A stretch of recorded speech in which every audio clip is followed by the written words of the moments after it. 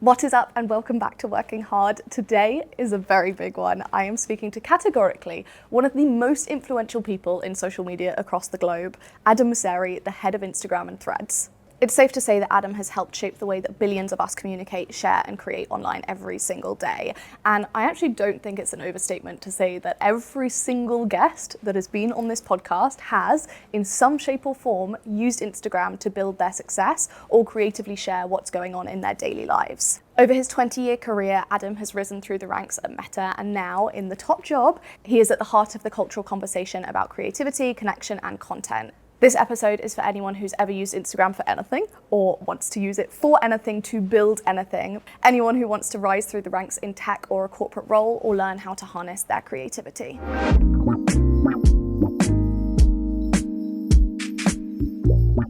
Adam Mosseri, head of Instagram. Are you currently more working hard or hardly working? Currently, I would say working hard, but I aspire to be hardly working. I'm constantly trying to balance the job, which is an amazing job. It demands a lot of time, and then being a dad. And if I do decent at both of those things, and I get a decent night's sleep, that's about as much as I can ask for in a day. Yeah, I think that's fair enough. I think that I ask a lot of people that question, and it's often the case that we're all aspiring for this hardly working, always feel like it's a little bit out of reach, but at the same time we're trying to grapple with this balance. Yeah.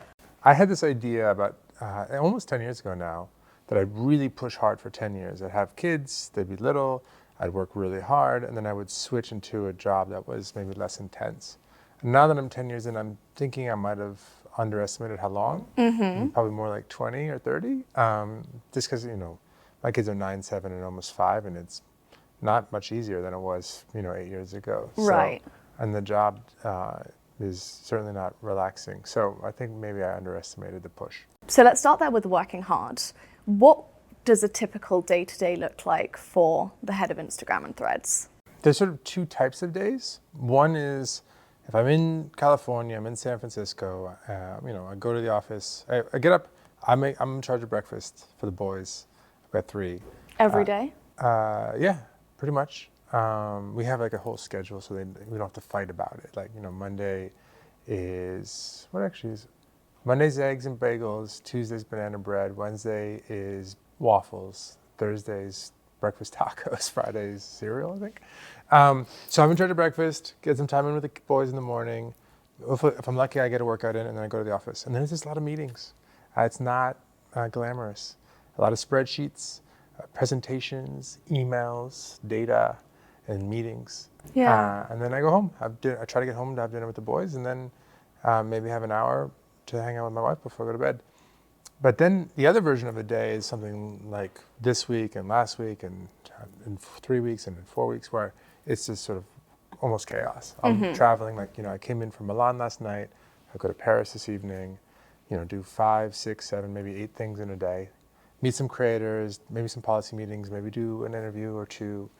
And it's just a whirlwind. Yeah. And that is very different every day. And then I'll go back to emails and spreadsheets and dashboards. And so when you're having more of this kind of whirlwind time and you don't have your normal routine, what are your non-negotiables that keep you feeling balanced and focused and like having a little bit of home and routine in when there's almost no routine? I should have some non-negotiables, actually. Yeah? Now you ask. I don't know that I have any. I try, and the one thing is, maybe it's not a non-negotiable, the one thing I do is I try just to eat the local cuisine. I feel like it's always nice, even if it's not for work, but even if it is for work, like go to a place that I might go to if I lived in that city. Because I like to it's so hard because it's fun and amazing to meet all these people, but you also want to get a sense for the local culture. And I think food is often a great way to do that. So I ask for that, but I wouldn't quite call it I should have some non-negotiables. What are your non-negotiables?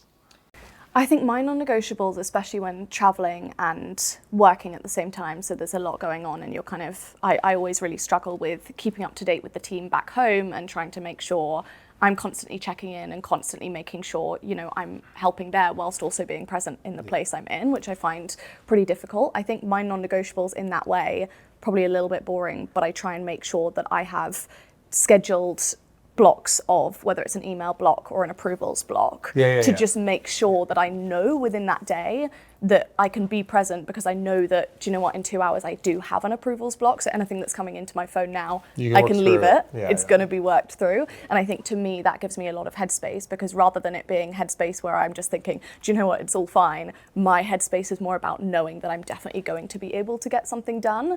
And that for me is very, it helps me to kind of stay present. So that I'm not constantly thinking about all of the things that I'm not doing. I do that at home. I don't do that on the road. I should. I jam through emails on the car between meetings. Like actually on the way here, I just went through probably like 20 or 30, try to make sure no one was blocked on anything.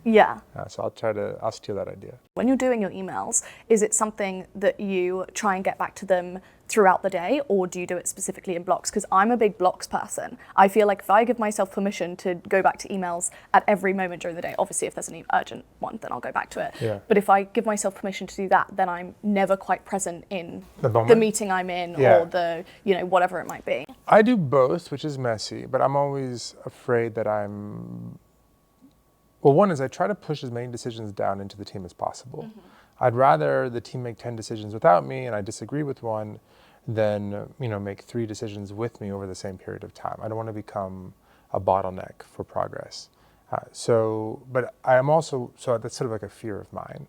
And so I do check during the day, not like in the middle of meetings, but, you know, when I have, you know, a commute, because I'm always worried that I don't want anyone to be sitting and waiting around because they need a decision or guidance from me. But I try not to make that many decisions. I actually now have a counter. This is a new weird Adam thing in my office where I count every decision I make in a week, and I try to keep that number as low as possible. It doesn't mean I don't get a lot of questions or asks. I just try to delegate them as much as possible and be like, here's what I would do, but this is actually Ashley's call or Max's call or Jenny's call. So I'm trying to empower my team as much as possible. I find that so useful. I think one of the things that I've really struggled with over the past few years as my teams have got bigger, I'm 10 years into being a founder and I still don't think I've nailed the kind of delegation and decision aspect part of it. I really struggle between whether something would be negligent of me not to be the person making the decision versus taking away someone's autonomy, and also building a crutch versus actually helping the team. If you take some more time and you explain how you think about a space or what you value or what the strategy might be, it takes longer than just making the call, but maybe they'll be able to make the next 5 calls without you, and that'll actually save you time. Right? So, you know, teach a man to fish or give him a fish kind of idea. So you've been in tech for approximately 20 years. Yeah. What originally drew you to that world? I was living in New York. I was going to NYU. My parents were helping with tuition, and I got a bunch of credits from high school. I took a bunch of college classes, but I needed to make money for food and for rent in New York City. This was in 2001 to 2005, and so I just started doing freelance work. At first, it was bartending and waiting tables, but I started doing freelance design work, and we found some of the better jobs were doing web site design. So I taught myself to program, and I was sort of learning to design at school. And so I was freelancing, and then I started a small design firm. I started working with a guy named Sidney Blank, a really wonderful man who was 10 years my senior. I was 19, he was 29, and his gray hair added an air of credibility to the whole operation. But it was just, my rent was due on the 15th of the month. It was $1,300. I'd look at my bank account, there'd be $150, and I'd be like, I got 14 days, and I need to make $11.50 and eat. So that's kind of where I started. And then that grew. I moved out west, opened up an office, and then I had a bunch of friends start in companies like Facebook, and eventually they convinced me to join. And do you think, because I guess then you were almost starting as a founder before you went into a more corporate background, do you think that gave you a more intense kind of learning process that you were able to bring into the corporate world? So much learning. Facebook was 400 people maybe when I joined in 2008, and it was by far the largest place I'd ever worked. 20 times as big as the last startup I was at, which was a tech startup, which was maybe 20 by the time I left. But I learned a lot from the design years, from running the small agency or consultancy really. Learning how to talk about money, learning how to advocate for self-worth, learning how to negotiate contracts, learning how to communicate ideas to clients, learning how to communicate about the creative process and create structure around something that is fundamentally ephemeral or sort of hard to pin down. Learning how to work hard, learning how to be accountable. Having employees at 19 or 20 and feeling responsible. I had one or two on visas, and I was like, if I mess this up, they have to go home. Like, that's crazy. I remember our first year as a proper company, we paid out a bonus, Sydney and I, we only had like probably 2 or 3 employees. And, we had a little extra money in the bank in the corporation, so we paid it out as bonuses to ourselves and everybody else. And we didn't realize that New York City had a 9% city tax. So we had completely miscalculated, and we had all of a sudden, like, we needed to ask for the money back. But we couldn't do that to our employees. So we gave all of our money back and then forego, I think, salary for a little bit, because we can't give someone a bonus and then take it back.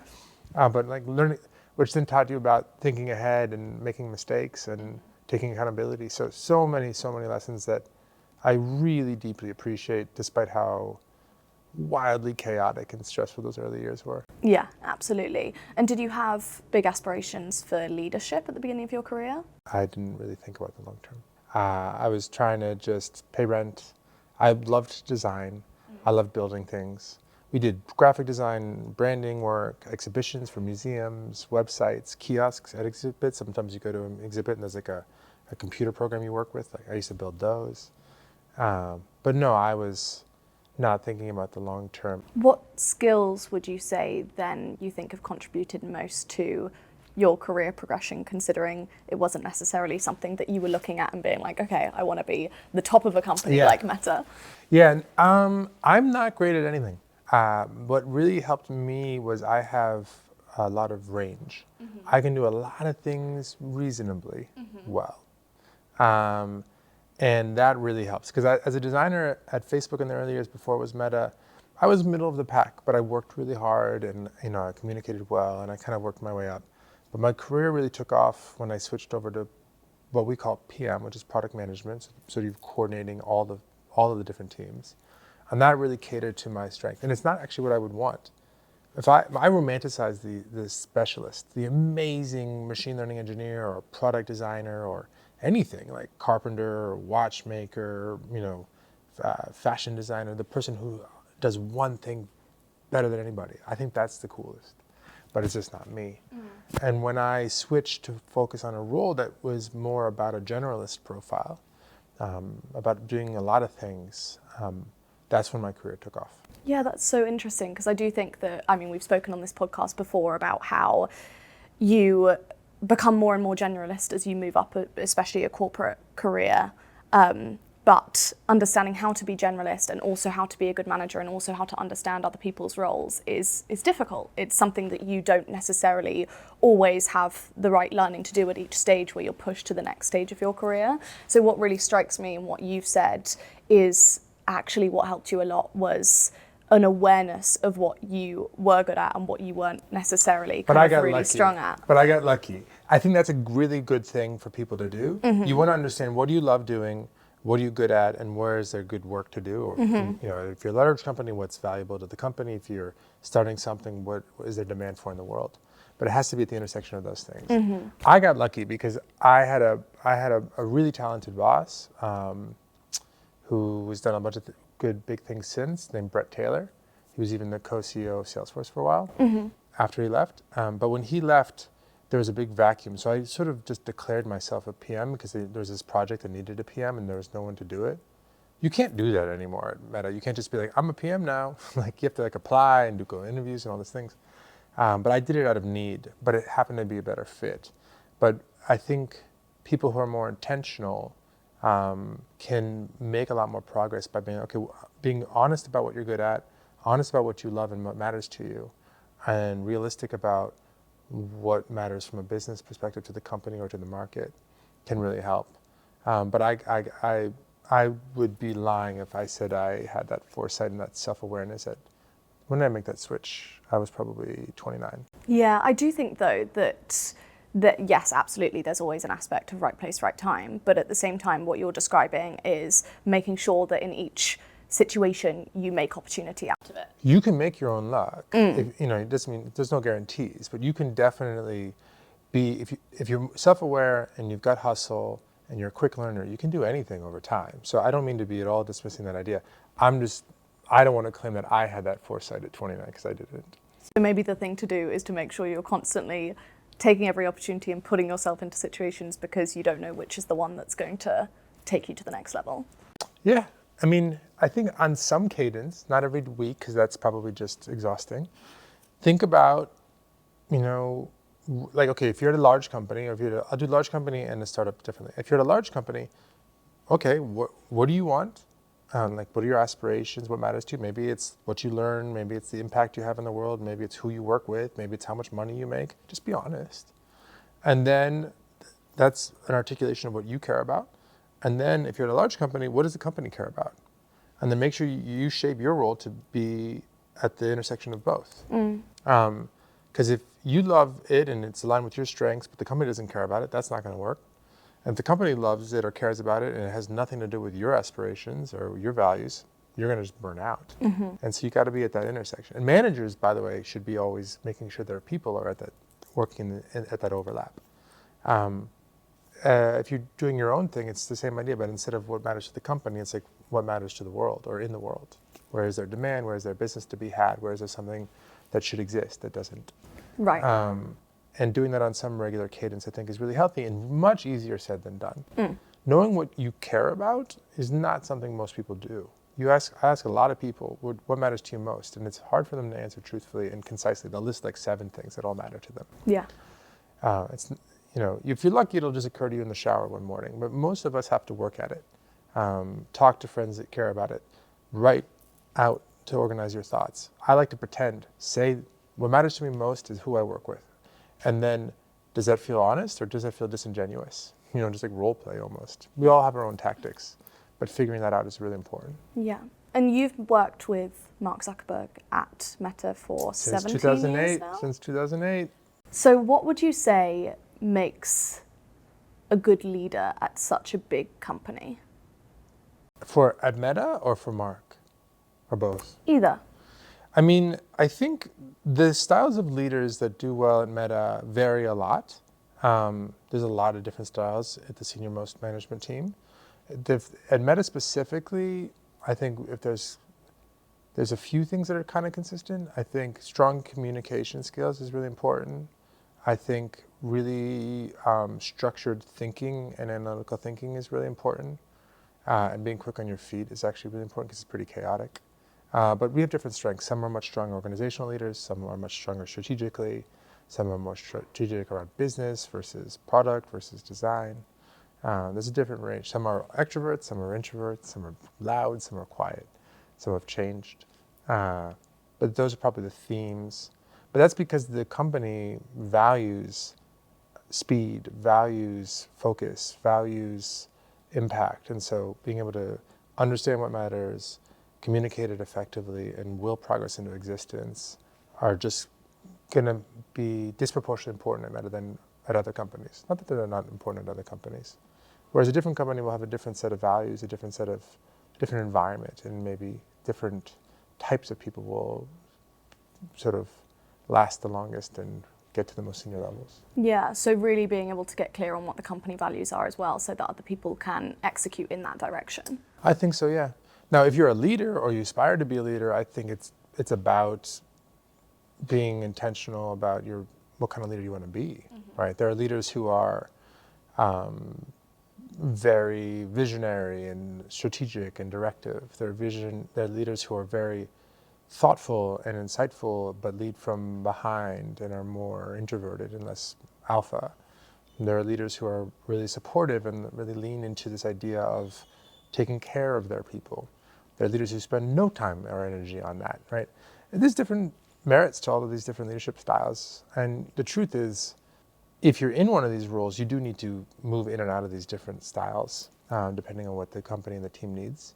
But it's good to be thoughtful about what's your style and why, or what are your styles and why, and then when are you acting in which capacity. Yeah, and for someone who's listening to this who might not yet be head of Instagram, but they might, you know, be in their first leadership role, so their first managerial role, for example, what would you recommend to them in terms of actually really honing that skill? Because I think a lot of workplaces have great training schemes, a lot of workplaces don't. I think most don't. Yeah, and I think that's one of the issues that we've talked about a lot on this podcast is how do you actually progress your career whilst also making sure you're building the appropriate skills to perform and ensure your team is performing as well so that you can progress in the direction you want to.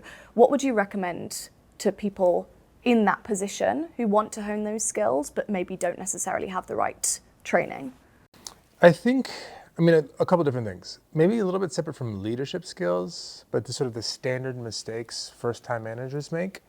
One is under delegation, right? So we talked about this a little bit before, but like a lot of really talented people get into their first management job and they just try to do everything themselves. And you can do that, but you're gonna be less effective than if you manage to get your team to grow your team's abilities over time, which is related to another one, which is often first-time managers are hesitant to hire or mentor people up who are going to be as strong or close to as strong or even stronger than them. It's a classic mistake. I love having people work for me who are way smarter than me and better than me at things. It's the best because then I can learn from them. And I've managed so many people through this transition and they've been like, I don't know if we really need this senior person. And then I'm like, just try it. And then if they land that person, like every time, a month later, they're like, this is amazing. I run ideas by her. She gives me advice. She drags me along. It's like another standard mistake. And the third mistake that comes to mind when I think about first-time managers is trying to manage everyone the same way. There's this idea of fairness in management, but the truth is everyone's needs are different. And if you're going to get the most out of your people, you need to understand their specific needs. There are consistencies, like the overlap I talked about before. So what matters to the company, understand what matters to the individual. The answer to those things will be different, but do that for each person. But some people need to be challenged. Some people need more support. Some people need really direct, frank feedback, and they're comfortable taking that in public. For other people, that'll completely blow back or blow up in your face. You have to understand the individual's needs and then manage to those needs. So for first-time managers, I would say look out for those because it's 7 out of 8 make all 3 of those mistakes. Yeah. At least for some period of time. And then as you get more senior, then it's about thinking a little bit about what kind of leader do you want to be? What's your style? And whatever it is, it's okay. Like you can, but you have to be honest about what your wants are and what your strengths are. Yeah. Because if it's not aligned with one of those, it's not going to work. And I want to move on to speaking about Instagram and how to grow on there for people who want to. So I personally have been on Instagram from the very beginning. Yeah, I know, we appreciate your business. Prior to even videos, I remember the 15-second videos coming along, transforming my career, personally, I will say. It was people forget, Instagram was a feed of square photos. No stories, no videos, no DMs, no rectangles. And we get a lot of flack for evolving Instagram forward, and I understand that. It's annoying when things change, especially if you use them, and I take it as a good sign that people are invested in our product. But if we didn't evolve, we wouldn't be having this conversation today. Yeah, absolutely. And in my time, I guess, on Instagram, I feel like I've felt every algorithm change, every feature change, every kind of really having businesses on there and being a creator on there. It's been really important for me to be very close to that and work out what that means to the business every single time. But I want to know from you what it is like going through so many iterations of a business, because I can imagine you're making changes almost daily. It's pretty wild. I mean, every year gets a little bit crazier. I mean, look, I would say it depends on the type of work. So, like one thing people ask a lot about is how ranking works, about the algorithm. They call it the algorithm. There's many, many algorithms, but how does ranking work fundamentally? But the way we work on that is very iterative. We make small, tiny changes every day. Very rarely, if ever, do you see major changes. So some people will say like, oh, something clearly changed last week. My reach went way down. It's like, that actually almost never happened. It could be that your account got flagged and you could see that in account status and undo that, but it wasn't some major ranking change. It could be that something happened in the world. Maybe it was Champions League game, and there's a lot more competition with your followers. But managing that is much more about long term. What's the goal? What's the best measurement for the goal? Make sure that the metric isn't the goal, but it's a proxy for it. That the incentives are and the guardrails are clear, and that team can iterate for it. So supporting that work is totally different than building a new product, right? Like we're working on an app called Edits right now for video editing, and to support that team, it's not about metrics or guardrails or GPUs or revenue budgets. It's about making space for creativity. Mm-hmm. It's about understanding how we might differentiate. It's about the art of knowing when to push the team to keep exploring new ideas, and then when to switch to push the team to start to focus on less and less ideas and double down on the ones that are the strongest. It's about giving them space. So again, what the work demands is very different based on the type of work, and over time, the more teams you manage of more types, you start to build your own sense of those patterns, those archetypes, and then you manage each of those teams based on what's going to get the most out of the people and the best results. Yeah, and there's obviously an extraordinary amount of creativity on Instagram. I think I've seen some Instagram feeds that should be like in a gallery. Yeah. And that obviously means, especially when we're talking about all of these different iterations of Instagram that have happened over the past kind of 15 or so years, there's a huge breadth of different creativity. There's kind of this off-the-cuff posting and whatever it might be, and there's also, I'm sure, things that someone spent 100 days creating in order to get up on Instagram.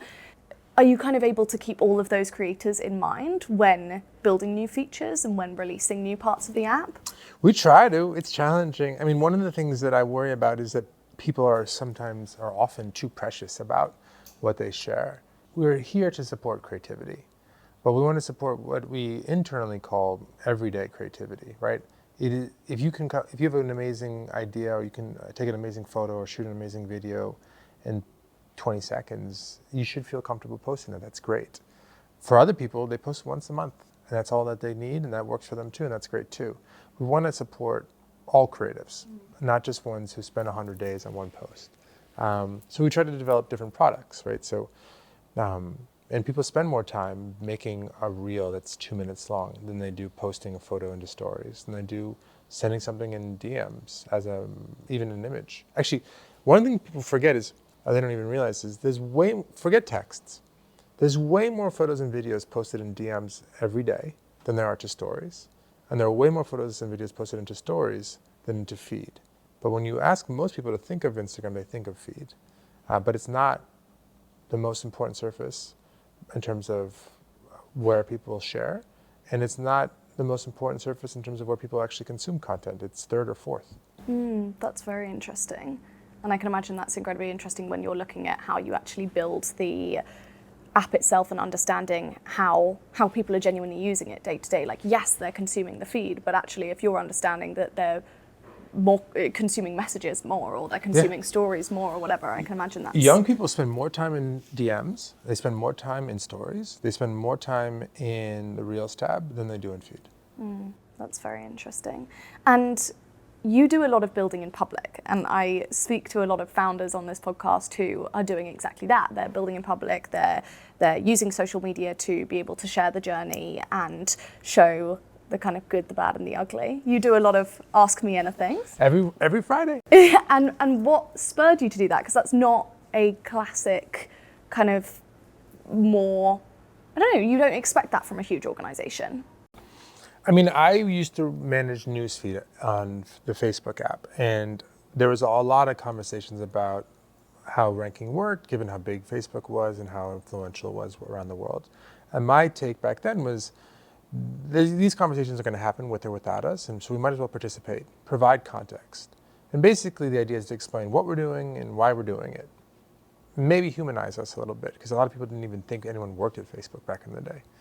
That was just Mark, just like coding away, I guess, on his laptop. And so I started doing that in the Facebook days, and then when I moved over to Instagram, it just seemed natural to continue doing so. And I just think in a world where we're going to be under this much scrutiny, and there's going to be this many people who use our app and this many people who rely on our app to do what they do for a living, or to at least amplify what they do for a living, I just think the conversations are going to happen. And so my hope is for the rest of us, or for the rest of everyone, to just, if you're interested, to explain what we do and how we do it. The other benefit, though, for me is because we care so much about creators, because power is continuing to shift to individuals from institutions across all these industries around the world. It's very helpful for me to experience what it's like to be a creator on the platform. Trying to create content that breaks through, trying to manage my comments and my DMs, trying to load things when they don't load properly. It's really helpful for me to build some empathy and then to better manage the team, because nobody on the team has millions of followers, or almost nobody. And so it's very helpful for me.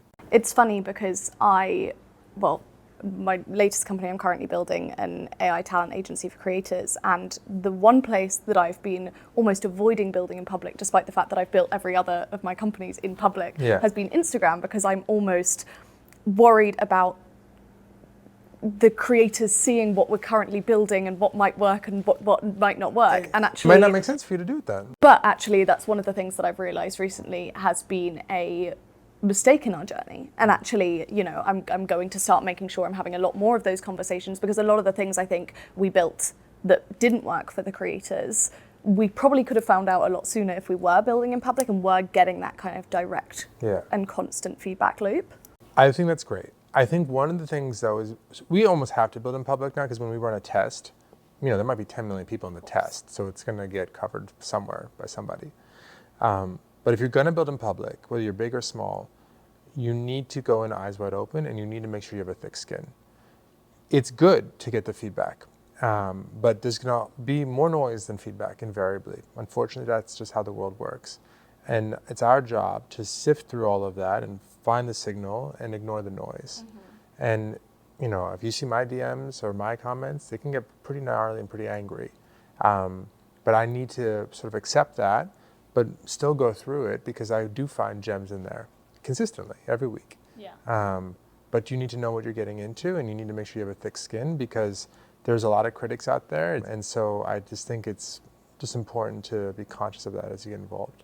And for anyone trying to build their Instagram, or maybe their business's Instagram, is there a optimal amount of times to be posting? Because I have seen all sorts of theories out there on kind of how many times you should be posting stories a day. Yeah, there isn't. There are a couple things to consider. I mean, one of them is just, so it's like same thing about managing people. It's similar for creators and using Instagram. The question, again, with this idea of like a Venn diagram. So what are your goals? Right? You want to grow and get reach, but to what end? Are you trying to sell a product? Are you trying to build a brand? Are you trying to evangelize a cause? Are you trying to build a community? What are you trying to do? So then you have to identify that goal, and then you also have to figure out what is a creative strategy or a content strategy that's actually going to resonate, that's going to do well. Yes, by understanding ranking, but more by understanding what people are interested in, because ranking is just a proxy for people's interests. And then you got to just try things and find things at that overlap. And so I think that's kind of where it starts, which is you need to sort of identify that overlap. All questions like optimal time to post, you view through that lens. So it might be that you are a museum curator and you're trying to drive ticket sales, and you probably should post a bunch when there's a new exhibit coming out in order to build up some demand, but it doesn't make sense to post a bunch all the time. And so maybe the answer to that question changes. Maybe you're, one of these creators that does incredibly well and posts one thing a month. For a lot of people, it's more valuable to post more often, because it gives you more shots on goal, so to speak. I mean, we're here in a football arena. But the thing there I'd be careful about is burnout, because let's say it is optimal from a reach perspective to post 2 things a day, or 3 things a day, or 4 things a day. But if that's not aligned with your goals, because you can't keep that up, don't do it. You have to come up with a different thing that is, both good for engagement, but also aligned with your goals and your constraints. So it's not a really satisfying answer, because everyone has to kind of find their own journey. For me, I have found that more important than frequency is having patterns or series. So I don't have to think about what am I going to do. I just know on Fridays I do an Ask Me Anything on stories. I try to post at least 1 video a week about either a new feature or an explainer or what I call a hidden gem, so a cool thing you might not know about. And if I have time, 2 or 3, but I do at least one a week. And then if I'm on the road, I just post stories all day long. Right. That way I don't have to think about it. And then if I have a new idea, I'll try it, and maybe that'll become a series, or maybe it'll go away. Yeah.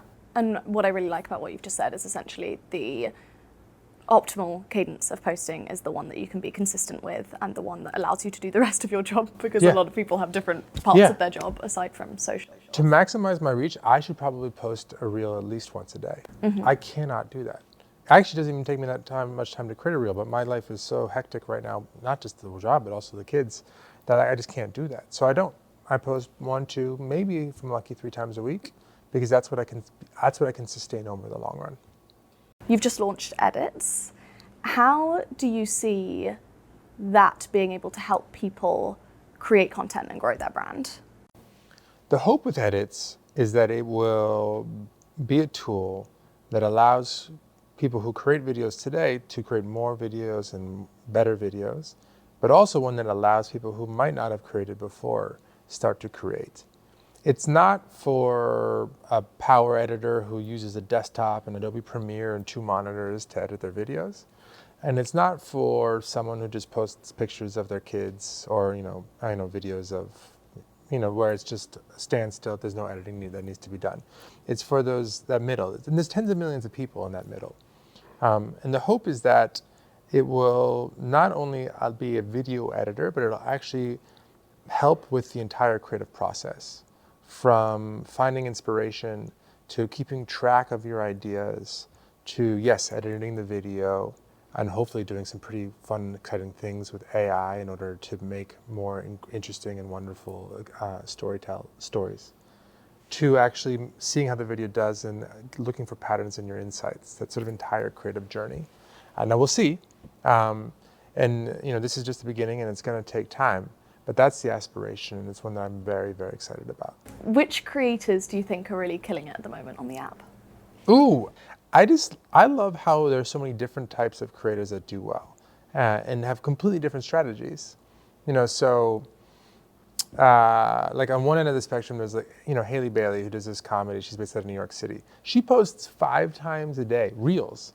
But she also posts 5 videos on every other platform she uses. That is an insane amount of content production. She is prolific. I do not encourage everyone to try to aspire to that amount of production, but for her, it's just natural. And then on the other end of the spectrum, there's Rick Rubin, who only has one thing on his profile at a time. And when he posts another one, which might be once every week or 2, he deletes the last one. And it's just kind of his Zen take on creativity that fortnight. And so that's kind of the fun bit, is seeing people find ways to be creative, to express themselves, but that are really aligned with their identities, their values, their stories. So for me, that's always kind of fun to see. For me, my Instagram is a lot of, design content. So I'm really into architecture and furniture. It's a lot of, there's men's fashion. There's a lot of football, which we call soccer in the States, some basketball, and some watches. But for everyone, it's different. So if I named the creators in those markets, they would just be probably completely uninteresting to somebody else. And what do you think entrepreneurs are getting wrong and getting right on Instagram at the moment? I think too often entrepreneurs and business owners and creators are focused too much on reach. And to be clear, I'm not saying reach doesn't matter. Of course it matters. If you post and no one sees it, then what's the point of posting? But again, the question is reach to what end? If you can get great reach, but you're trying to sell shoes and none of your reach is actually helping you sell any shoes, then there's no point to it. And I think that's a common problem, is you get over focused on ranking and the algorithm and how to get more likes or how to get more views or more reach, and you lose sight of why you're there in the first place. It's better to have a smaller following and reach less people, but have them actually, in my weird example, effectively sell your shoes than to reach more people and sell none. That particularly delights me is when people come up with creative ways to connect the dots between the different things that we build. I've met people who follow a different group of accounts every month based on a theme. They're focused on causes. So, Maybe it's climate this month, maybe it's women education next month, maybe it's something else. So that's a cool thing, that's a hack. But what they should also do, and I've seen people do this, is create a video explaining that. So now you've got a reel that explains what you're doing, and you've got your following list, which actually points people in the direction, and you have a 1 + 1 = 3 kind of thing. And so if you can think about how can you use reels and stories and who you follow and your grid and your DMs or your channel, not everyone can be using all of these tools, so I'm not trying to say that, but if there's creative ways to amplify your stories by using 2 or 3 and having them interact, I think that's always particularly exciting. And what would you say generally for creators is the most important metric to track on Instagram? So the measure of reach is probably the output that matters. But if you're trying to understand why your reach is what it is, the things to look at most are likes per reach. So, if 1,000 people saw it, how many liked it? Sends per reach. And if you're posting a video, watch time, average watch time. Those 3 matter the most. Okay. For reels. Mm-hmm. What about posts in general? And for posts, so obviously, watch time isn't relevant if it's a photo, but likes per reach and sends per reach. For stories, obviously you can't there's different things you can interact with. For channels, it's different. But for the main posts, those are the 3 things that matter most. And I'm personally obsessed with productivity and making sure that I'm getting that. I really give off that vibe. So am I. I give off intense I should type A introduce you vibes. to my OCD palace later on my phone. I'll just show you how I keep all my notes and all my to-dos. Well, I show you my productivity method, which Yes. is a step-by-step process for good to-do lists. But Oh yes, I love this. yeah, it's a really good one, if I do say so myself. But I wanted to know your productivity non-negotiables. So if you sat down and you have an obscene amount of work to get through, what are your kind of non-negotiables, or what is your process in really tackling that to-do list? So I have a running to-do list that's organized, and I always mark things. There's a small subset of things that absolutely have to get done today, and I try to be really intense about not putting too many things marked as it has to get done today that don't actually have to get done today, because at the end of the day, inevitably something comes up. We'll have a press cycle, or a kid will fall at school and I have to pick them up early, and my day will get blown up. So I have to have a short list of what needs to get done in any given day, so that when my time gets compressed, I know where to focus first. That I think is much about peace of mind as it is actually about prioritization. Yeah, I completely agree with that. My big thing is that I think that we often have this big to-do list that feels more terrifying than it is, because it's not weighted in terms of importance or time. Like I categorize my to-do list by time. I have 3 different sections by time. I find it gets everything done so much quicker. But that's exactly the thing, is if you have a spare 5 minutes and you look at your to-do list, you're probably going to get nothing done because of the paradox of choice, and you're kind of thinking there are all these things. Whereas if you have it separated into things that take under 5 minutes, you're going to be able to get through them super quickly. So it's like this illusion of just being able to skim things down and work out which are the priorities. Yeah. As long as we're nerding out on productivity, I've met someone who does this thing I wish I could do. I think my list is too long, who doesn't do to-do lists as like a list. He puts it in the calendar for the amount of time he thinks it's going to take. Yes.